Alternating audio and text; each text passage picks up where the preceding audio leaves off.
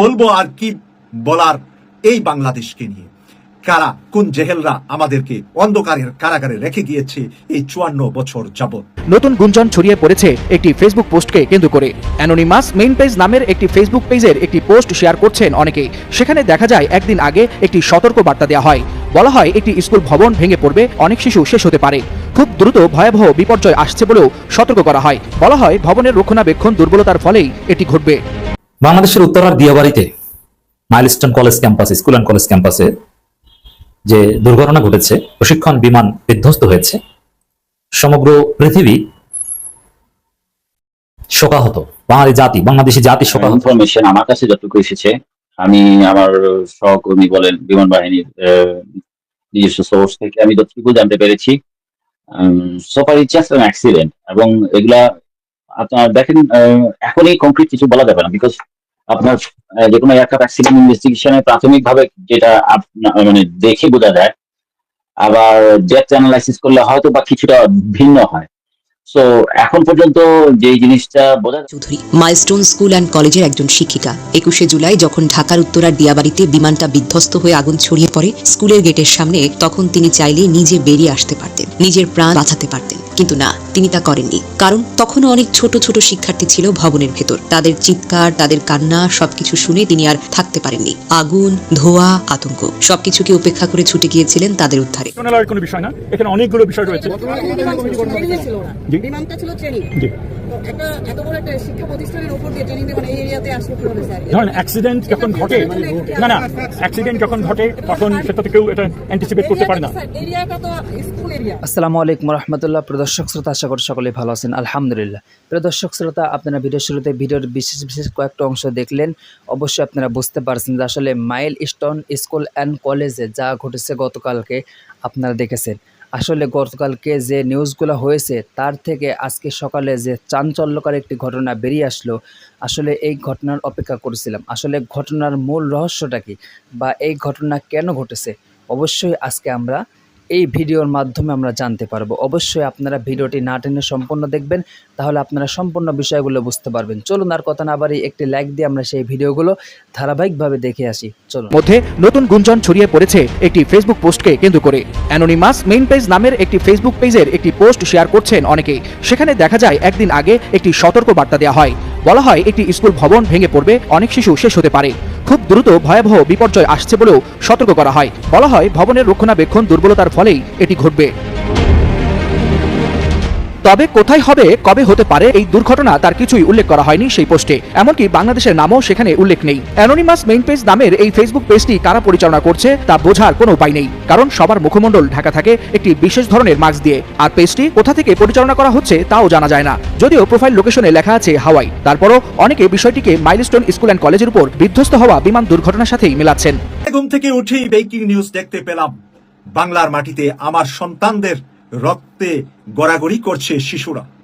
এই কাতরানো অবস্থা দেখি শুধুমাত্র ব্রেকিং নিউজটা করেছিলাম।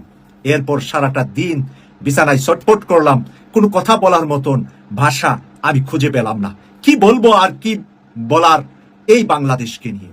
কারা, কোন জেহেলরা আমাদেরকে অন্ধকারের কারাগারে রেখে গিয়েছে এই 54 বছর যাবত? আসসালামু আলাইকুম ওয়া রাহমাতুল্লাহি ওয়া বারাকাতুহু। প্রিয় দর্শক, আজকে আমি সাংবাদিক ইলিয়াস হোসেন ভাইয়ের ভেরিফাইড ফেসবুক আইডিতে আজকে যেই বিমানটি দুর্ঘটনায় আমাদের সন্তানদের জীবন গেল, পাইলটের জীবন গেল, কি কারণে গেল, এই নিয়ে তিনি বিস্তারিত লিখেছেন। আমি ওনার ভেরিফাইড আইডির লেখাটা আপনাদের সাথে এখন শেয়ার করব। তার আগে বাস্তবে মাঠে একটি আমাদের সন্তানের বয়সের 14-15 বয়সের একটি মেয়ে সাক্ষাৎকার দিচ্ছিলেন একটি টেলিভিশনে। আমি তার মুখ থেকে দুর্ঘটনার বাস্তবতা সে দেখেছে, একটু তার বাস্তবতা শুনে নেই, তারপরে আমি ইলিয়াস হোসেন ভাইয়ের বক্তব্যটা আপনাদের সামনে তুলে ধরবো। খুবই ভয়াবহ ছিল। ওইখানে আসলে যুদ্ধ বিমানটা আর কি চলাচল করতেছিল, ওইটা মনে চালাই দেখতেছিল।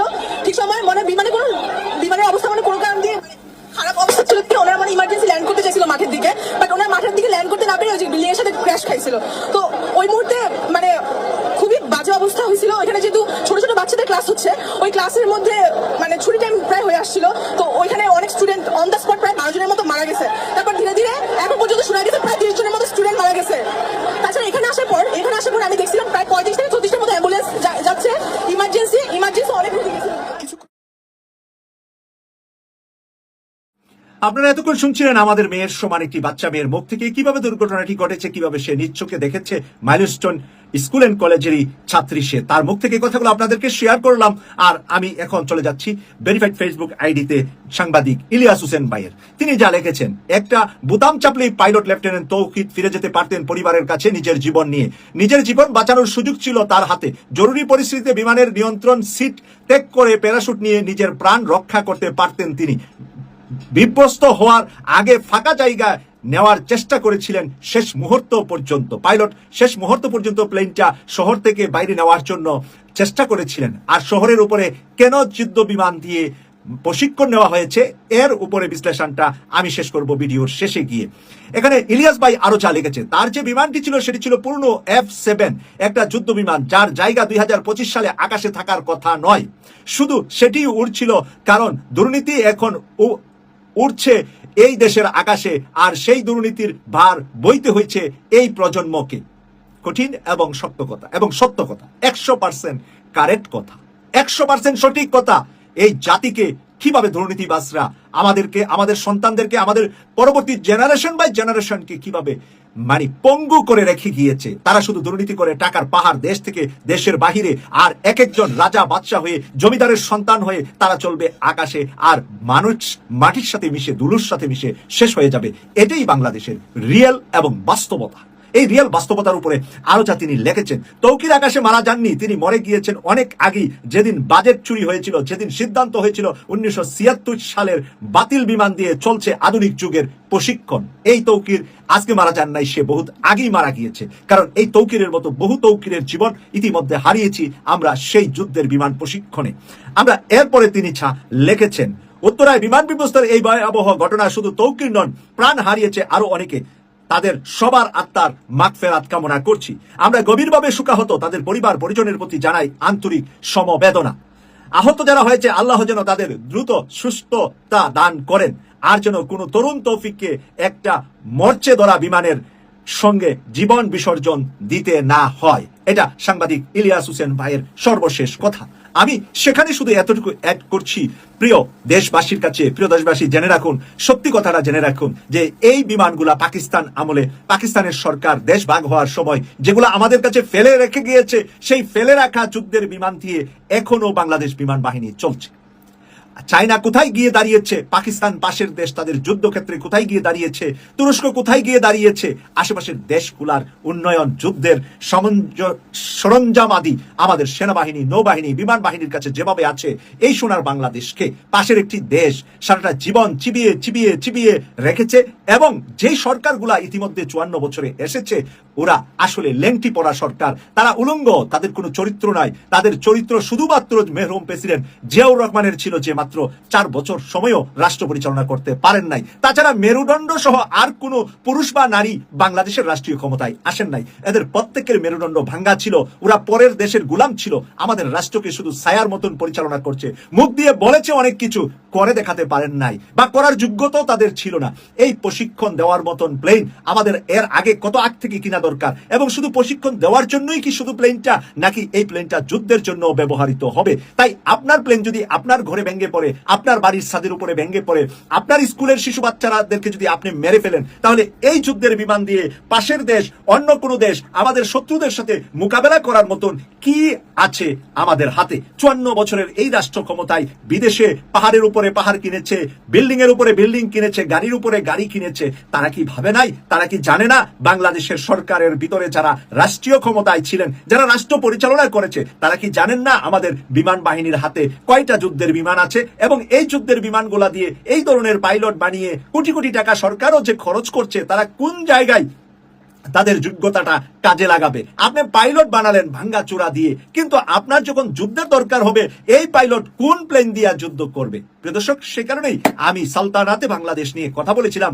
বেশ কিছুদিন আগে। যে পরিকল্পনাটা দিয়েছেন তার্কি প্রেসিডেন্ট এরদোয়ান বাংলাদেশকে, যে বাংলাদেশের ভিতরে তার্কি প্রেসিডেন্ট এরদোয়ান একটি তরুণ সমাজকে প্রশিক্ষণ দিয়ে উঠাতে চায়, যারা নাকি সালতানাতে বাংলা তৈরি করবে। বাংলা ভাষায় যে কটা স্টেট আছে, যে কটা রাষ্ট্রে ভারতের ভিতরে যে কটা রাজ্য আছে, সবগুলাকে সালতানাতে বাংলার ভিতরে ঢুকিয়ে বাংলা হবে একটি শক্তিশালী, বিশ্বের বুকে দাঁড়ানোর মতন একটি মুসলিম শক্তিশালী দেশ। আর এই দেশকে বিহাইন্ডে কাজ করে যাচ্ছে টার্কির প্রেসিডেন্ট এরদোয়ান। আল্লাহ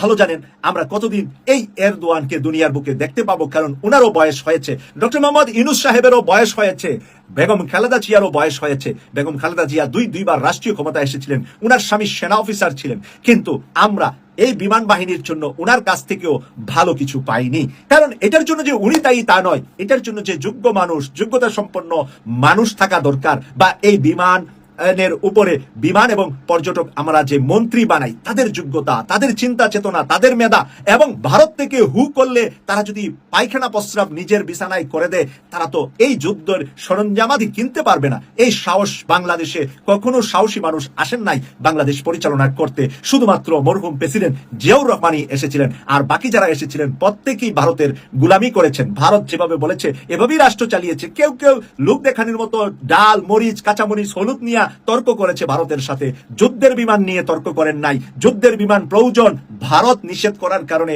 বারবার বাংলাদেশে প্রয়োজনীয়তার টেবিলে কথাগুলা আলোচনা টেবিলে আসার পরেও কেন বন্ধ হয়ে গিয়েছে, কেন এইগুলা কেনার জন্য সাহস করতে পারে নাই বাংলাদেশের রাজনীতিবিদরা? বাংলাদেশের উত্তরার দিয়াবাড়িতে মাইলস্টোন কলেজ ক্যাম্পাসে, স্কুল অ্যান্ড কলেজ ক্যাম্পাসে যে দুর্ঘটনা ঘটেছে, প্রশিক্ষণ বিমান বিধ্বস্ত হয়েছে, সমগ্র পৃথিবী শোকাহত, বাংলাদেশি জাতি শোকাহত, সবাই নড়ে চড়ে বসেছে। বিভিন্ন জনের বিভিন্ন কাজ কর্ম সবকিছু ক্যান্সেল করে সবার দৃষ্টি এখন আহতদের দিকে, মৃতদের দিকে। সবাই দোয়া করছে, ইটস গুড। এই যে সমগ্র জাতির দৃষ্টি একদিকে, আলহামদুলিল্লাহ। রাজনীতিবিদরা যাচ্ছেন, এটাও ভালো, তবে ফুটেজ করে কিংবা ভিড় করতে না যাওয়াটা উচিত। আমরা এমন না হই পশ্চিমাদের মতো যে পাশের ফ্ল্যাটে একজন মারা গেল আমরা খোঁজে নিলাম না, আমাদের কোনো অনুভূতি নেই, আমাদের বিয়ে আনন্দ এগুলো করছি না। এই যে রাজনীতিবিদদের যাওয়া, তাদের প্রোগ্রাম ক্যান্সেল করা, এই জিনিসগুলো ভালো, যে না আমরা জাতি হিসেবে শোকাহত, একে অপরের পাশে আছি, এটা নেগেটিভ নয়। কিন্তু আমরা রোগীদের পাশে থাকবো, দোয়া করব, আমরা রক্ত দিব, চিকিৎসায় সহায়তা করব, প্রয়োজনে টাকা পয়সা দিব, দাফন কাজে অংশগ্রহণ করব, আহত নিহতদের চিহ্নিত করতে সহায়তা করব, রাইট? এটা সবার উপরে। কিন্তু একই সাথে বারবার এই ধরনের বিমান বিধ্বস্তের ঘটনা কেন, ব্যর্থতাটা কোথায়, এই প্রশ্ন তোলাটা এই জরুরি সময় আমাদের সচেতন নাগরিকদের কর্তব্য। তো দর্শক, এই দুর্ঘটনার নেপথ্যের কাহিনী কি, এটা নিয়ে আমাদের বিশ্লেষণ জরুরি। এটা নিয়ে টেকনিক্যাল কারণ এক ধরনের বিশ্লেষণ, পলিটিক্যাল আর এক ধরনের বিশ্লেষণ। টেকনিক্যাল কারণে আমাদের বিশ্লেষণ দরকার নেই। টেকনিক্যাল কারণ কি এটা আমাদের এখানে বিবেচ্য বিষয় না, কিন্তু সহজ কিছু বিষয় আছে এখানে দেখেন, যেগুলো অতীতে চেষ্টা করে অনেকে সমাধান করতে পারেনি, নানান সিন্ডিকেট। কিন্তু এখন যেহেতু নতুন Bangladesh, interim government, doctor Yunus চাইলে পারবেন, তো ডক্টর ইউনূসকে জরুরি ভিত্তিতে পদক্ষেপ নিতে হবে, এর কারণ খুঁজে সমাধান। একটা সহজ হিসাব দেখেন, এর আগে মানিকগঞ্জে একজন নিহত হলো, বা চট্টগ্রামে বিমান দুর্ঘটনার শিকার হলো, প্রশিক্ষণ বিমান এভাবে বিধ্বস্ত হয়েছে, মানিকগঞ্জের এক পাইলট নিহত হয়েছে, এবং এবার এক দক্ষ এক পাইলট, যেটা খোঁজখবর নিয়ে জানা গেছে যে পাইলট নিহত হয়েছেন, তিনি অত্যন্ত দক্ষ এবং ভালো মানের একজন পাইলট, যার প্রশিক্ষণ প্রায় শেষ হয়েছিল এবং তিনি একা বিমান নিয়ে বের হওয়ার মতো যোগ্যতা রাখেন।